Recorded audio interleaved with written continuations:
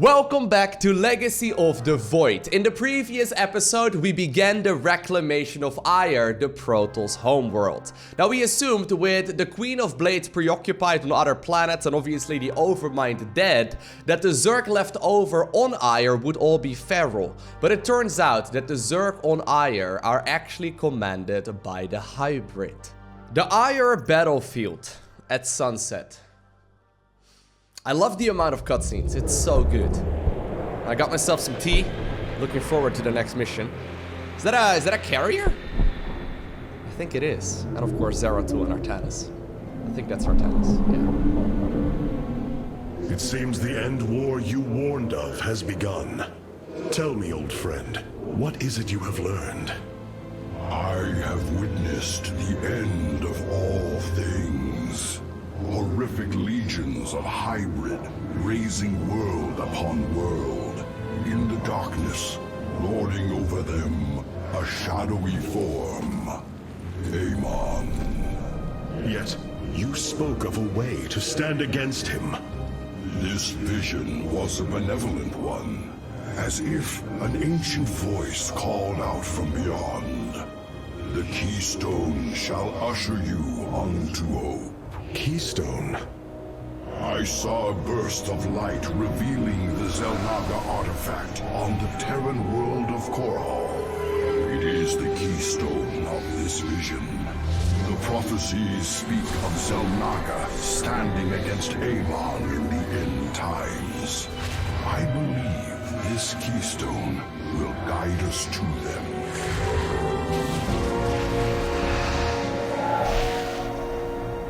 I have always trusted you, Zeratul, but the burdens of leadership demanded much of me.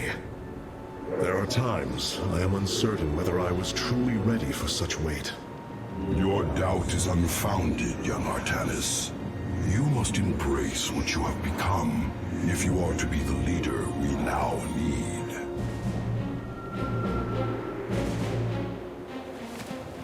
You will go to James Raynor on Korhal and receive this keystone. I will marshal our forces for the war ahead. When you return, the Templar will be ready. Entaro Tassadar, old friend. Entaro Artanis, brother. Aww. Zeratul, you must secure the Xel'Naga keystone from James Raynor. My forces will reactivate the Spear of Adun, a warship that will be invaluable in the battles ahead. May Tassadar's shadow hide you, my friend. Some of the voice lines of Artanis, and maybe this is just me, right? I've been referring to him as Cringe Tanis for a long time, but it's just because of some of those voice lines. He just keeps on hammering on James Raynor. Nobody calls him James, Artanis. Anyways, so it is time for us to once again obtain the Xel'Naga artifact. Now, of course, the last time we saw it was not during the Wings of Liberty campaign, but actually during the Heart of the Swarm conclusion, where Emperor Mengsk used it in his office to, of course, fight against Kerrigan. Well, didn't really end particularly well for him, but that does mean that right now it is time for Zeratul to once again make his way to James Raynor. Apparently there are a couple of achievements I can get, although I actually already have all of those. That is awesome. So we are going to be playing a mission that goes by the name of the Growing Shadow, and we need to reach the Void Seeker. Brutal has been selected. It's time to launch. The Void Seeker lies in ruins. What has transpired here? Zerg, protect the Dark Prelate. The Zerg in this area should have been eradicated. Stalkers, hurry to the Nexus point nearby and warn our brethren. I must investigate this further. Alrighty. So, oh, he left immediately? Alright, so we're gonna have to play a bunch of Stalkers against a whole bunch of Zerg. Now, by the way, I was a little bit confused during the previous episode as to why all of the Zerg on Aiur ended up going feral. And a couple of you actually clarified this, thank you for that, in the comment section down below. So some of you mentioned that basically Kerrigan actually never had control of Aiur. It was obviously the Overmind. However, when the Overmind got destroyed, the Cerebrids that remained went over to Shakuras instead. So the Zerg on Aiur have been feral for quite some time. They have not really had a lead for a long time, I guess, until Amon showed up. Alright, well, it's time for us to apparently, well, not necessarily repair up the Void Seeker, but at the very least figure out another way to get off this planet. Obviously, Protoss units do regenerate their shields, so we want to try and always have at least a little bit of shield on some of these units. No particular reason to play it all too quickly, but We will have to blink across this chasm. yeah, I figured that much. Wait, we've already... I guess you could technically skip the prologue, right? I guess you could technically skip the prologue and just never really play with Stalkers before this point. Anyway, if there are ever any confusing moments during the storyline, feel free to clarify that in the comment section. I'm always happy to understand the story a little bit better, because I know there are a lot of StarCraft 2 books, StarCraft books in general. Focus particle disruptors upon them. I know that there are a lot of books written about the StarCraft lore, and I know they are quite a bit more in-depth than just simply the story we get inside of the games. Reach the Nexus point. Alright. We need a pylon. Zeratul, the Templar stationed here. I can no longer sense them within the Kala. Is that not impossible? Your kind cannot disappear from the Kala, unless your nerve cords are severed. Then the impossible has happened. I can no longer sense Artanis. There is only a void in the Kala where he should be. The shadow moves against us, Executor. Artanis is... It's been like 10 minutes. peril. You must raise an army and find him. My Phase Smith Karax will help you re-establish this nexus point. Zeratul, save Artanis. Whoa, whoa, whoa, whoa, whoa, whoa, wait. So we were supposed to head on over to James Raynor, and now all of a sudden we don't actually feel... Dark Prelate Zeratul. I am Karax of the Kalai caste. Friend Karax, we must establish this nexus as quickly as possible. So wait, let me get this straight. We were supposed to head on over to James Raynor. Then like 10 minutes ago, right? We started looking for the Void Seeker, and now we figure out that all of a sudden we can no longer sense the presence of you know, the Hierarch himself. And apparently that means obviously that he has been severed from the Kala just like that. Not entirely sure why. Maybe that could be... Is that a Colossus? Oh my god. Pretty sure it is. I guess the only reason as to why that might be happening is because of the fact that there are still hybrid nearby. I don't know if they are capable of taking control of large amounts of Protoss units as well, but if the Hierarch himself is going to be in trouble, there's an Immortal there too. I wonder if that might be the case. Anyways, obviously Zeratul himself doesn't really have that issue. Although he was communicating right there with Kadalis, apparently he hasn't quite shown up himself just yet. Anyways, do I have any other units that I can go ahead and make? So, during the prologue, I could make, you know, Immortals, I could make Colossi, I could make Void Rays, I could make pretty much everything.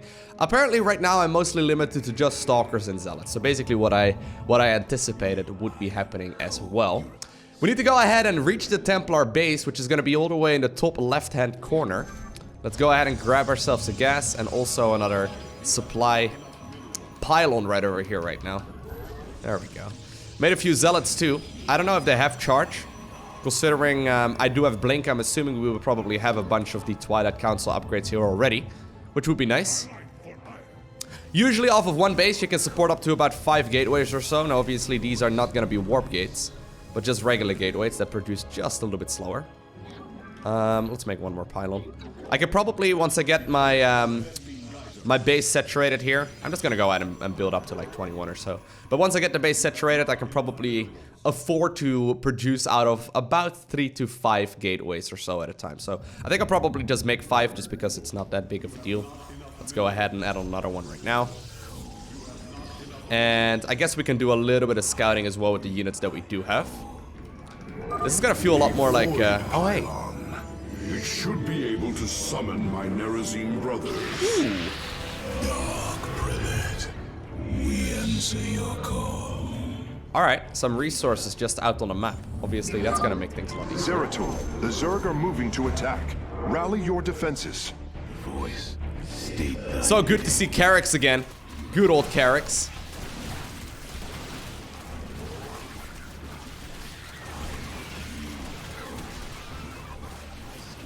I'm gonna lose a couple of my units here, it looks like, but nothing all too crazy. It's sort of like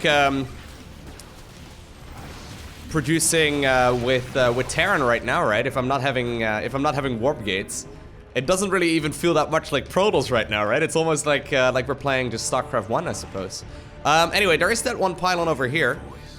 Well, I was gonna check if I can use it for warpins, but I don't have any warpins, obviously. There is a Narazim Protoss pylon over here, though, so that is something that we do want to keep in mind. I do have some low HP stalkers. I ideally want to put those in the back.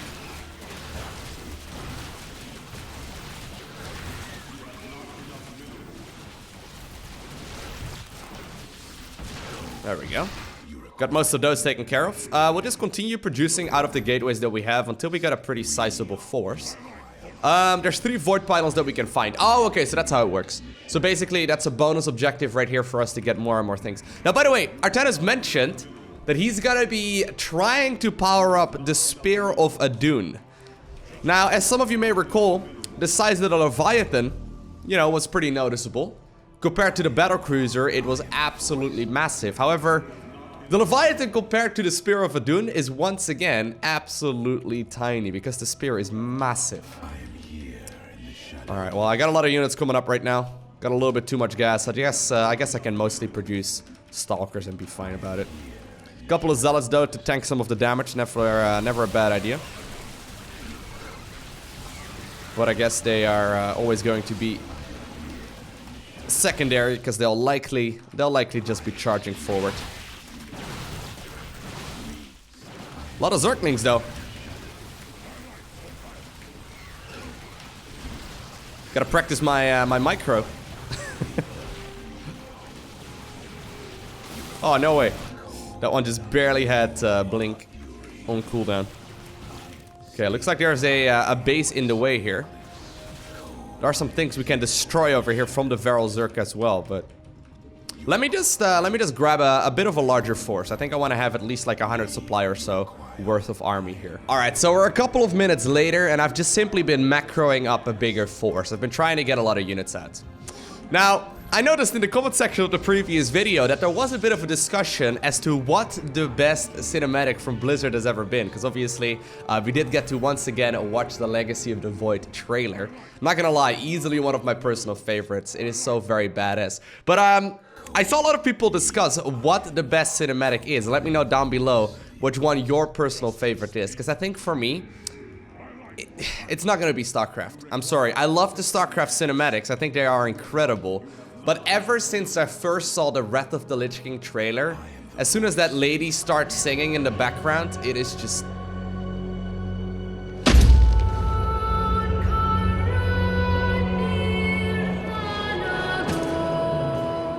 I don't know, for some reason it gives me goosebumps every single time. I think for me, my favorite Blizzard trailer is gonna be the Wrath of the Lich King. It is just simply so very good. Anyways, it is time for us to move onwards. Apparently there is now an Ultralisk moving in our direction. Don't really like that as all too much, but I also am a little bit biased to the Heart of the Swarm one, just because I'm a big fan of the Swarm. But obviously there's no denying that quality-wise, right, the Legacy of the Void one is absolutely incredible. I'm also actually, as far as like the Overwatch ones go, I think the short for Bastion is so funny. Like, literally my favorite Disney princess. It's really cute. It's really good. It's easily the best. Like, I mentioned, I think the reason for the discussion is that I mentioned in the video that it's my personal opinion that Blizzard, by far, makes the best cinematics in video games. I don't think there's a whole lot of companies that can even get remotely close. Hey, look, there's another pylon over here. There, another void pylon. We are at your service, Zeratul. I don't think any company is really close. Zeratul, denier of the Kala. Die! Whoa! Denier of the Kala? Seems like you guys lost the Kala, dude. You're a bunch of zealots fighting a bunch of stalkers. These zealots have been corrupted.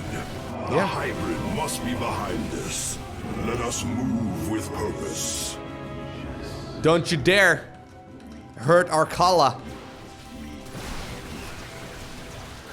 I've got a plentiful amount of units though. Just a couple, right? I would like to have a little bit more vision. Or a little bit more of an arc, I suppose. Just so I can keep my units all shooting at the same time.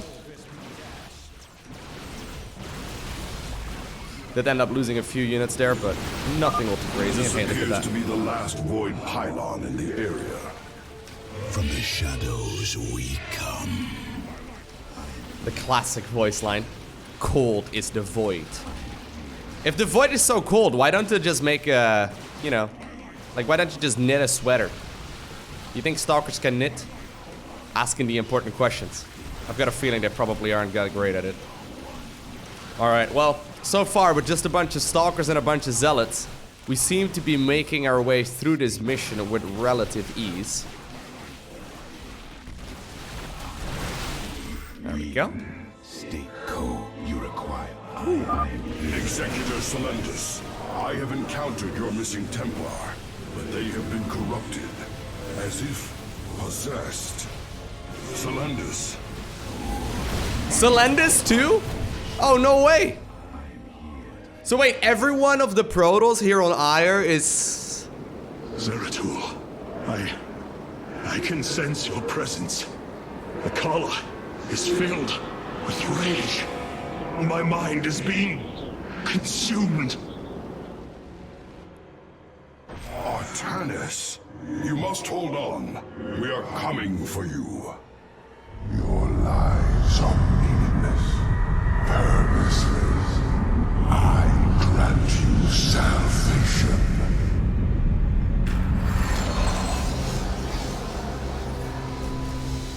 Amon, the Dark God is here, on Aiur.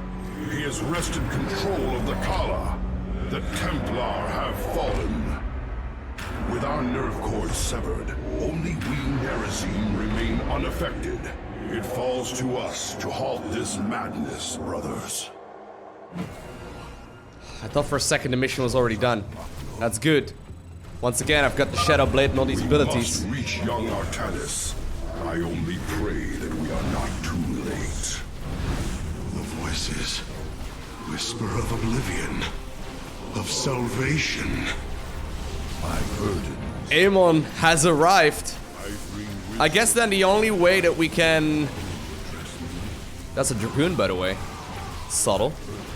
I think then the only way we can actually get Artanis to come back, or at least not fall to Amon, is probably by getting rid of his nerve cords. Although obviously that will make it so that he is no longer in touch with the rest of the Protoss. Fury and rage. Artanis, no! I bring ice.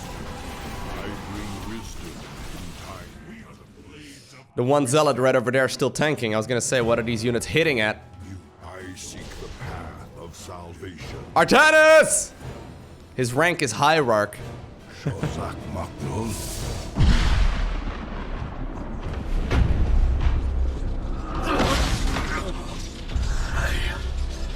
I can hear his whispers. Fight, Artanis.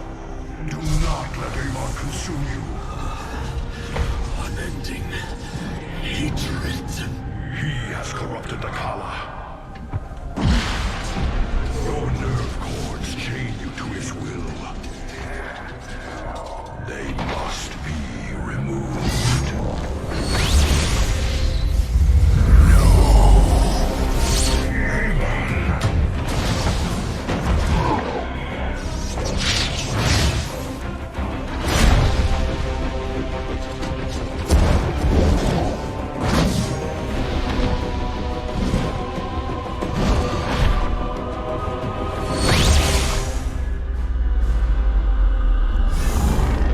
So close.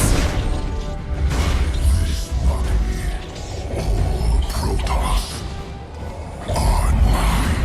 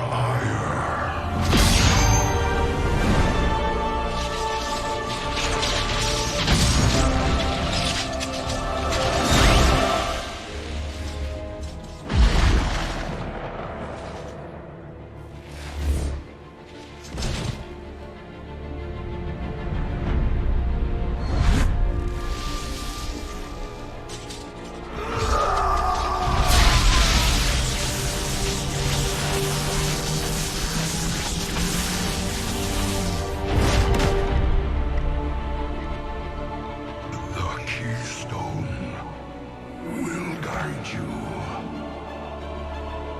to the Xel'Naga. Oh man.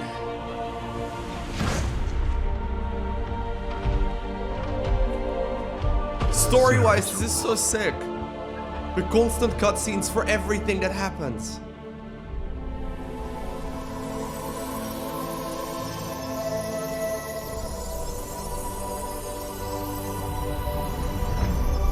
Forgive me.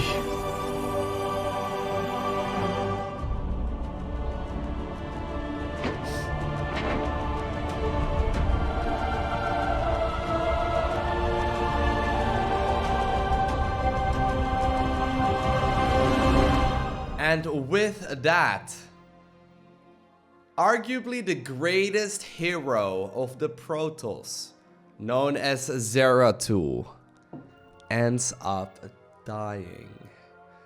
The man quite literally, right, chased the prophecy after being outlawed by his own people. He still kept on looking to try and figure out a way to make sure that you know, the Protoss will not end up dying there in the end. And even though he was indeed no longer welcome on Aiur for the longest time, he always kept on fighting.